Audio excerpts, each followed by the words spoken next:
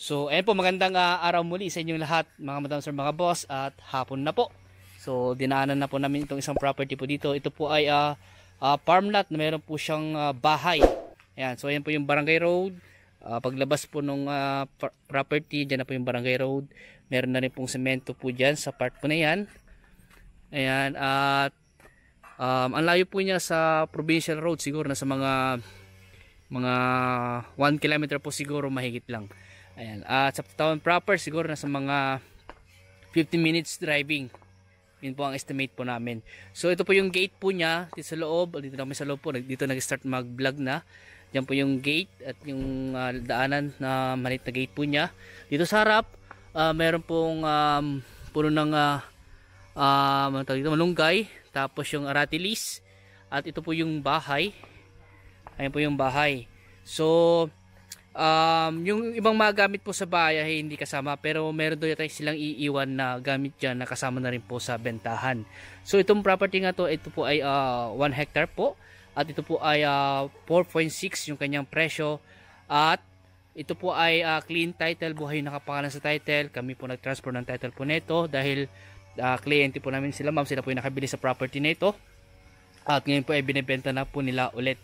So ito po ay yung buong property po nito ay nabakuran. So sa likod ng bahay na to, andun po yung farm po niya. May mga iba't ibang mga punong tinanim po sila doon. May mga kalamansi, may mga ano pa yung mga doon kulungan ng baboy. Ayan, kulungan ng mga kambing, kulungan ng wala na yung kalamansi, boss. So may kulungan ng baboy diyan, may kulungan ng mga manok, pato, tsaka kambing. Tapos merong bahay ng caretaker doon sa banda roon, tsaka mga puno ng saging. So boss, samahan mo ako sa loob natin. So papasukin po namin tong loob ng bahay para maipakita po namin sa inyo yung loob ng bahay po na ito. So bungalow house type, nakabubida na po yung ano po niya, naka pin light. Dito po sa labas po ng bahay may mga net po dyan para sa ano po ng init. At ito nga po, ang ganda ng ano po, sa bungad pa lang may ano na, ano ba tawag dyan? Ano yan? May labasan ng ano, parang ano yan. So para sa ano yan, hindi makapasok yung lamok o langaw. So dito sa sala po niya, yan, yan po, ito po yung terrace po niya pala. Sorry. So ito po yung terrace po niya. Ayan. At ito po yung sala.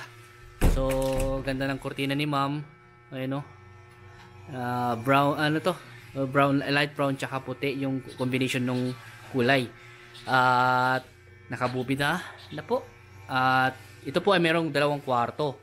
So ito yung unang kwarto. Boss, pakisid yung ilaw. So dito po ay merong pin light. Ayan, nakabubida na yung buong bahay. At ito po yung unang kwarto po. Ayan, maluwang. At nakalimutan ko lang kung ilang size nung bahay. No, boss, alam mo ba kung ilang size nung bahay? Hindi mo kabisado. So mahirap estimate. Yan, pero bungalow type po yung bahay. Ayan po. So nilabas lang po nila ma'am yung higaan nila, dito sila nahiga sa labas sa sala po. At ito naman po yung pangalawang kwarto. Ayan. Ayan po si ma'am. Ayan, sila po yung may-ari po sa property na sa bahay po na ito. At ito po yung pangalawang kwarto. Ayan, meron na po silang tawag dyan, boss, lagay ng mga gamit o damit, mga aparador, ganun, hanging cabinet. At nakabubida na rin po. Ayan, naka pin light. At maluwang din. Ayan, meron na rin siyang tawag dyan, yung sa may mosquito, ano tawag dyan, may screen para sa mga lamok at langaw. Ayan po. So ito po yung door po niya na papunta naman po sa kanyang kitchen. At meron na rin po siyang emergency light in case na mag-burn out. Meron po emergency light. At ito naman po yung kanilang kitchen. Wow, ganda naman ma. Gumanda na po. Yung mga hanging cabinet po ninyo, iba na yung kulay. Maganda na po siya. Hindi na ba? Ayan po. So may CR po dito sa loob. Ito po yung CR po sa loob ng bahay. Ayan. Pakisindi yung ilaw, boss, para makita. So ito po, may shower na rin to, no? Ay, tinanggal yung shower. Tinanggal, ma'am. Ayan. Oh, yan po yung ano nila, CR. Ayan po yung salamin at ang tawag dyan, no? Labatore. Ayan. So ito po yung kanilang hanging cabinet po dito sa kitchen. At yung ibang mga gamit po, yung mga gamit po na yan ay itong mga ito, hindi po kasama yan, yung kanilang mga stock. So itong cabinet kasama yan sa bentahan, sa property yan sa bahay.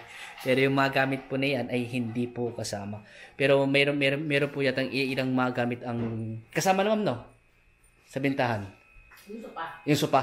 So yung sopa daw ang iiwan po nila na gamit ng bahay. So ito po yung mga may iwan. Ito po, yung sopa. Ayan.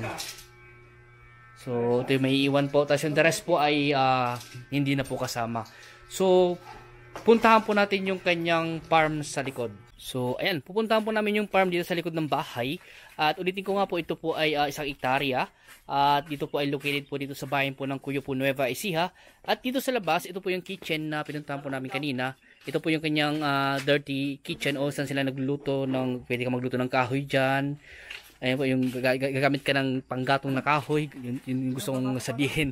Ayan po. So ito po yung kanilang CR naman po sa labas. So may CR po sa labas para sa mga guests. Ayan po. So ito po siya. Ayan. Naka-tiles po, tapos yung kanyang tawag dito ay hindi po siya na tiles. Yung tawag dyan, nakalimutan ko naman na. Ayan po. Punta naman po natin yung kanyang garahe o garage. Ayan. So ito po yung garahe po ng property. Yung dito po yung sasakyan nila, ma'am. You know, kasya po ng 2 sasakyan po siguro. O hindi, baka alanganin. Pero pag ganoon yung isang sasakyan, pwede po siguro 2 kotse, kasya dyan. Ayan po. Pwede naman iba yung sasakyan na iba dito rin sa banda rito. Ayan. At naayos na rin yung bako-bako dito nun eh. Naayos na rin nila. Ayan. So ito po yung garahe nila, ma'am. Ayan. Ito po yung stock room eh. Stock room po dyan. Stock room nito nasira naman na. Ayan. Pero pwedeng ayusin po yan. Gawing stock room din po. At dito nga po, ito na po yung farm nila sa likod. At ito po yung source of water po nila. Nakatangki na po pero naka-submersible pump po siya. Nakalimutan ko yun ang horsepower yata yung nilagay dito. Nakatangki po siya kaya only tubig. Ayan po. So dito po ay may mga tanim po silang mga kalamansi. Ayan, at niyog, saging, ano po ito, yung kaimito, mga saging po dyan. At di ko alam kung ano mga tinanim nila dito na iba. So ito po yung kulungan ng mga manok, pato. Ayan po. Pero yung mga hayop po ay hindi po kasama sa bentahan. Pero depende na rin po yan. Kung kakausapin po ninyo sila, kung gusto nilang magbenta ng kanilang mga hayop, pwede naman po yun. So yan po si Boss Ronald. Siya po yung trustee o katiwala po. O pinagkakatiwalaan po ng may-ari po sa property na ito. Ayan. So ayun po, nag-grass cutter po siya. Medyo makapal po yung damo po ngayon. Pero ongoing po yung pagka-grass cutter po nila. At yun nga po sabi ko sa inyo, itong property ito ay nabakuran na po. Ayan. Dati po i-vlog ko na po ito. Pero nabili na po nila madam, tsaka na sir. Sa ngayon po ay binebenta naman na po nila. So ito yung mga alaga nilang mga manok. Ayan o. Tsaka yung may ibang mga pato, din sa banda rin yung may ibang pato. So nabakuran na po ang property. May mga tanim silang mga buko dito. Dati ito yung mga tanim nilang mga kalamansi, ngayon po ay wala na. Pero pwede po natin palitan po yan ng panibagong kalamansi kung gusto nyo po magtanim pa po ng kalamansi. At ito nga po may mga outlet na rin po ng mga tubig po dyan. Ayan po, 1, 2, 3, 4, 5 yung outlet ang tubig dyan. O 6. Yan po sila kumukuha ng pandilig ng kanilang mga halaman. At andun po yung kanilang submersible pump dun sa bandaroon. Ayan. So, fully fenced yung property na ito. Naka concrete post, tapos naka hog wire, bob wire po yung kanyang bakod. Ito nga po ay may mga saging po dito. At dalawa po yung kontador po nito. Dalawa po yung kontador po nitong property nito. Isa sa farm at isa sa bahay po. Kaya dalawa po yung bill po ng kuryente po nito. Pinag-separate po nila para iba yung kuryente ng farm at iba yung kuryente ng bahay. Ayan. So sa akin po kasi ay medyo madamo. Pero ongoing naman po yung pagka-grass cutter po nila sa property. At ito nga po, yun po yung kulungan ng baboy. Hindi na po sila nag-alaga ng baboy simula nung mabili nila yung property na rin na ito. At andyan din po yung kulungan, pwede ka rin mag-alaga ng mga fingerlings, ganyan. At pwede ka magpagawa ng fish pond. Sayang nga lang po ay wala nga lang pong fish pond itong property na ito. Pero pwede tayo magpagawa ng fish pond kung gusto niyo po. Ito po yung dating kulungan ng kambing. Tinanggal na po nila yung mga bakod nung kulungan ng kambing o yung kulungan po niya dahil wala naman po silang alagang kambing. Kaya pwede nating i-restore yan kung gusto mag-alaga ng kambing. Pwede naman po at i-restore po natin yung kulungan ng kambing para at least may pwede mag-alaga ng kambing ulit. Ayan. Yun din po, kulungan din po ng kambing yun. At ito nga po yung kanilang kulungan ng baboy. Ayan, tignan natin yung kulungan ng baboy. Ayan po. So, ito po yung stock room po nila. Ayan po yung pintuan ng stock room. At ito naman po yung kulungan ng baboy.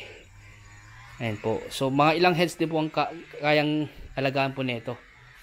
Siguro mga 1, 2, 3, o 4 o 5. Ganun din, mga 4 siguro na ulo dito. At ito rin, pwede ka rin mag-alaga ng isang inahin dito na may anak, ganyan. At ito yung sinasabi kong anuhan ng mga tilapia, mga fingerlings. So pwede ka mag-alaga ng tilapia dyan, pwede mong palakin ng tilapia dyan, mga ilang heads lang, para may pagkukuhanan ka ng iihaw mo. Ayan. So ito yung kanyang stock room. Bubuksan ko na lang. Yan po yung stock room po niya. Madilim na nga lang. So may ilaw dito, hindi ko lang sure kung gumagana. Yan po yung stock room po niya. So sila man po kasi ay bihira lang po kasi silang umuyata dito. Kaya medyo masukal na po. Pero for sure yan, papalinis nila ito, papagrass cutter yung mga damo. So punta pa natin ibang part at medyo madamuhan talaga. Tapos ito yung papakita kong kuryente po dito sa niya, o yung kanyang ang tawag dito. Yan po, ito yung kuryente po dito, yung babaan tsaka taas. Kung gusto mong patayin yung kuryente dito, andito po yung parang contador ba tawag doon, yung ayan, o breaker. Ayan, naalala ko tuloy. Ito yung breaker po ng farm. Ayan po, nakataas po. At ito yung kulungan ng kambing din dati. Ayan po, wala po silang alagang kambing po ngayon. At nasukal po talaga yan. Ayan. So ito po ay binibenta po ng 4.6 million. At kung gusto pong i-negotiate yung price, kausapin na lang natin mismo yung may-ari po ng property na ito. Ayan, sila ma'am tsaka si sir. Ayan po. Pero ang pinangalan po nila sa title ng property na ito ay yung anak po nilang isa. Ayan. So kami po nag-ayos po ng transfer nito, ng title po nito. Kami po nag-transfer at malinis po, tax updated, at naka-declare na rin po yung kanyang tax declaration. At meron na rin po tayo makukuha ang certified true copy. Ayan. So yun po yung bahay ng caretaker dati. Pero pwede rin kung gawing yan, kung gusto nyo pong gawin ding bahay na po, o i-renovate, pwede naman po yan. Tsaka ito po yung mga sagingan po niya. Ayan, yung mga sagingan po. At may power line na rin po yan. Wala nga lang po tumitira po ngayon. Medyo masukal na po dahil hindi na po nalinisan. Wala po silang caretaker po dito, pero yun nga po, baka mag-hire po sila ng mga tao na maglilinis po dito. So hindi ko na po mapuntahan yung ibang part dahil masukal po at medyo dumidilim na. At dito po ay meron pong mountain view.